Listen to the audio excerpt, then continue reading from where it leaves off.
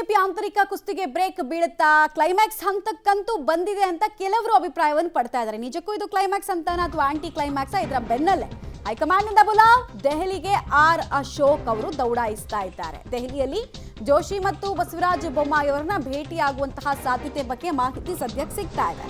ಇಂದು ಹಿರಿಯ ಬಿಜೆಪಿಗರಿಂದಲೂ ಕೂಡ ಹೈಕಮಾಂಡ್ನ ಕೆಲ ನಾಯಕರನ್ನ ಭೇಟಿ ಆಗಬೇಕು, ಆ ಮೂಲಕ ಸಂಧಾನದ ಮೂಲಕ ಬಿಜೆಪಿಯ ಭಿನ್ನಮತವನ್ನ ಸರಿ ಮಾಡಿಕೊಡಿ ಅಂತ ಹೇಳಿ ಆಗ್ರಹಿಸ್ತಾ ಇದ್ದಾರೆ. ಶಿಸ್ತು ಕ್ರಮ ಅಂತ ಹೋದ್ರೆ ಪಕ್ಷದಲ್ಲಿ ಮತ್ತಷ್ಟು ಅದು ಈಗ ಹುಣ್ಣಾಗಿದೆ, ಆ ಹುಣ್ಣು ಕ್ಯಾನ್ಸರ್ ಆಗಿ ಪರಿವರ್ತನೆ ಆಗುತ್ತೆ, ಇಡೀ ಪಕ್ಷನ ನುಂಗ್ ಹಾಕ್ಬಿಡುತ್ತೆ, ಬೇಡ ಅಂತ ಹೇಳಿ ಹಿರಿಯ ನಾಯಕರು ಅಭಿಪ್ರಾಯವನ್ನು ಪಡ್ತಾ ಇದ್ದಾರೆ. ಈ ಹಿರಿಯ ನಾಯಕರು ಅಂತ ಹೇಳಿದ್ರೆ ಇವರು ನ್ಯೂಟ್ರಲ್ ಅಲ್ಲ, ಸೆಂಟ್ರಲ್ ಸ್ಟ್ಯಾಂಡ್ ಅನ್ನು ತಗೊಂಡಿರೋದು.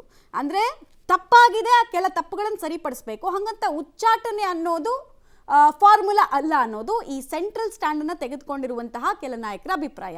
ಇದರ ಬೆನ್ನಲ್ಲೇ ಆರ್ ಅಶೋಕ್ ಅವ್ರನ್ನ ಕರೆಸ್ಕೊಂಡಿದ್ದಾರೆ. ಏನಾಗುತ್ತೆ, ನಾಜೂಕಿನ ಹೆಜ್ಜೆಯನ್ನ ಇಡೋದಕ್ಕೆ ಪ್ರಯತ್ನವನ್ನ ಕೇಂದ್ರ ಬಿಜೆಪಿ ಮಾಡ್ತಾ ಇದೆ. ಕರ್ನಾಟಕ ಬಿಜೆಪಿ ವಿಚಾರದಲ್ಲಿ ಹೈಕಮಾಂಡ್ ಒಂದು ಪಾಠ ಕಲ್ತಿದೆ.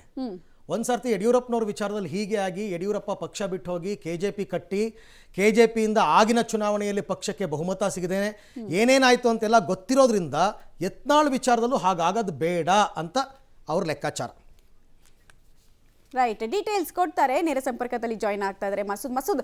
ಈ ಹಿಂದೆ ಬಿಜೆಪಿಯಲ್ಲಿ ಕ್ರೈಸಿಸ್ ಆದಾಗ ಪ್ರಾಕ್ಟಿಕಲಿ ಒಂದಷ್ಟು ಫಾರ್ಮುಲಾವನ್ನ ಕಂಡುಕೊಂಡಿದ್ರು. ಫಾರ್ ಎಕ್ಸಾಂಪಲ್, ಜನಾರ್ದನ ರೆಡ್ಡಿ ಅವರು 40 MLAಗಳನ್ನ ಹೊತ್ತೊಯ್ದಾಗ ಅಥವಾ ಕರ್ಕೊಂಡು ಹೋದಾಗ, LK ಅಡ್ವಾಣಿ ಇರ್ಬೋದು, ಸುಷ್ಮಾ ಸ್ವರಾಜ್ ಇರ್ಬೋದು, ಒಂದು ಪ್ರಾಕ್ಟಿಕಲ್ ಫಾರ್ಮುಲಾ ತಂದು ಎಲ್ಲರನ್ನ ಸರಿಪಡಿಸಿ ಶಮನ ಮಾಡಿಸಿ ಆ ಪ್ರಾಬ್ಲಮ್ ಅನ್ನು ಸಾಲ್ವ್ ಮಾಡಿದ್ರು.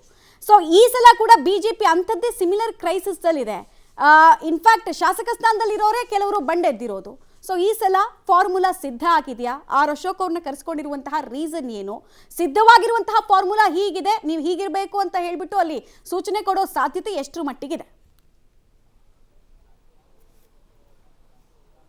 ಮಮತಾ, ಹೈಕಮಾಂಡ್ ಅವರು ಇನ್ನೂ ಕೂಡ ಮೇನ್ ಸ್ಟ್ರೀಮ್ಗೆ ಇಳಿದಿಲ್ಲ. ಈಗ 3-4 ಬಣಗಳಲ್ಲಿ ಚಟುವಟಿಕೆಗಳು ನಡೀತಾ ಇರುವಂಥದ್ದು. ಒಂದು ಕಡೆ ವಿಜೇಂದ್ರ ಬಣ ಇನ್ನು ಇಡೀ ದಿನ ಯತ್ನಾಳ್ ಉಚ್ಚಾಟನೆ ಆಗಬೇಕು ಅನ್ನೋ ಪಟ್ಟು, ಇನ್ನೊಂದು ಕಡೆ ಯತ್ನಾಳ್ ಬಣ ದೆಹಲಿನಲ್ಲೇ ಬಿಡ್ಬಿಟ್ಟಿರುವಂಥದ್ದು, ಇವತ್ತು 2 ಭೇಟಿಗಳನ್ನ ಮಾಡ್ತಾ ಇರುವಂಥದ್ದು. ಇನ್ನೊಂದು ತಟಸ್ಥ ಬಣ ಬೊಮ್ಮಾಯಿ ಜೋಶಿ ಅವರ ನೇತೃತ್ವದ ಆ ಬಣ, ಆದರೂ ಪಕ್ಷ ಸರಿಯಾಗಬೇಕು ಅನ್ನುವಂಥದ್ದು ಅವರ ಅಪೇಕ್ಷೆ.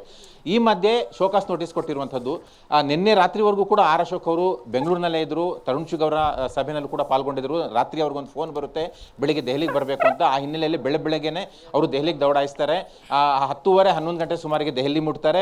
ಜೋಶಿ ಅವ್ರ ನಿವಾಸಕ್ಕೆ ಹೋಗಿ ಬೊಮ್ಮಾಯಿ ಅವ್ರ ಜೊತೆನೂ ಕೂಡ ಮಾತುಕತೆ ಮಾಡಿ ಅವ್ರಿಬ್ಬರ ಜೊತೆನೂ ಕೂಡ JP ನಡ್ಡಾ ಭೇಟಿ ಮಾಡುವ ಸಾಧ್ಯತೆ ಇದೆ. ಏನಂತಂದ್ರೆ ಇಲ್ಲಿ ಹೈಕಮಾಂಡ್ ಅವರು ಬಹಳ ಎಚ್ಚರಿಕೆ ನಡೆಯನ್ನ ಇಡ್ತಾ ಇರುವಂಥದ್ದು. ತಟಸ್ಥ ಬಣ ಅಂದ್ರೆ ಹಿರಿಯರು ಯಾರಿದ್ದಾರೆ, ಅವರ ಅಭಿಪ್ರಾಯ ಏನಿದೆ ಅನ್ನುವಂಥದ್ದನ್ನು ಕೂಡ ಕೇಳುವ ಪ್ರಯತ್ನ ಮಾಡದಂತ ಕಾಣಿಸ್ತಾ ಇದೆ. ಒಂದ್ ಕಡೆ ಶೋಕಾಸ್ ನೋಟಿಸ್ಗೆ ಯತ್ನಾಳ್ ಮತ್ತು ಯತ್ನಾಳ್ ಬಣ ಏನು ಸ್ಪಷ್ಟೀಕರಣ ಕೊಡ್ತಾರೆ ಅನ್ನುವಂಥದ್ದು ಒಂದ್ ಕಡೆ, ಅದನ್ನ ನೋಡಿಕೊಂಡು ಜೊತೆಗೆ ವಿಜೇಂದ್ರ ಈಗಾಗಲೇ ದೂರು ಕೊಟ್ಟಿದ್ದಾರೆ. ಈಗಾಗಲೇ ತರುಣ್ ಚುಗ್ ಅವರಿಂದ ಕೂಡ ಹೈಕಮಾಂಡ್ ರಿಪೋರ್ಟ್ ತರಿಸ್ಕೊಂಡಿದೆ. ಈಗಾಗಲೇ ಈ ಕಡೆಯಿಂದನೂ ರಿಪೋರ್ಟ್ ಹೋಗಿದೆ. ತಟಸ್ಥ ಬಣ ಅಂದ್ರೆ ಹಿರಿಯರಿಂದ ಏನ್ ಸಿಗುತ್ತೆ, ಏನ್ ಹೇಳ್ತಾರೆ ಅವರು, ಅವರ ಅಪೇಕ್ಷೆ ಏನು, ಅವರ ಅಭಿಪ್ರಾಯ ಏನು, ಅದನ್ನು ಕೂಡ ಕೇಳುವಂತ ಪ್ರಯತ್ನ ನಡೀತಾ ಇದೆ. ಇಡೀ ದಿನ ದೆಹಲಿ ಒಂದು ರೀತಿಯಲ್ಲಿ ಬಿಜೆಪಿಯ ಚಟುವಟಿಕೆಗಳ ಕೇಂದ್ರ ಆಗ್ತಾ ಇದೆ. ಹಾಗಾಗಿ ಏನಾಗುತ್ತೆ, ಯಾರ್ಯಾರನ್ನ ಭೇಟಿ ಮಾಡ್ತಾರೆ, ಏನೆಲ್ಲ ತೀರ್ಮಾನ ಆಗುತ್ತೆ, ಏನೆಲ್ಲ ಚರ್ಚೆ ಆಗುತ್ತೆ ಅನ್ನುವಂಥದ್ದು ಬಹಳ ಕುತೂಹಲ ಮೂಡಿಸಿರುವಂಥದ್ದು. ಇವತ್ತು JP ನಡ್ಡಾ ಅವರು ಯಾರಿಗೂ ಕೂಡ ಅಪಾಯಿಂಟ್ಮೆಂಟ್ ಕೊಟ್ಟಿಲ್ಲ. ಬಹುಶಃ ಸಂಸತ್ತಲ್ಲೇ ಜೋಶಿ ಅವರು ಮತ್ತೆ ಬೊಮ್ಮಾಯಿ ಅವರು, ಅಶೋಕ್ ಅವರು ಕೂಡ ಭೇಟಿ ಮಾಡುವ ಸಾಧ್ಯತೆ ಇದೆ. ಆದ್ರೆ ಯತ್ನಾಳ್ ಬಣ ಏನಿದೆ, ಓಂ ಪಾಠಕ್ ಅವರ ಭೇಟಿ ನಂತರವೇ ಮುಂದೆ ಅವ್ರಿಗೆ ಅವಕಾಶ ಕೊಡೋ ಸಾಧ್ಯತೆ ಇದೆ. ಹಾಗಾಗಿ ಬಹಳ ಕುತೂಹಲ ಮೂಡಿಸಿದೆ.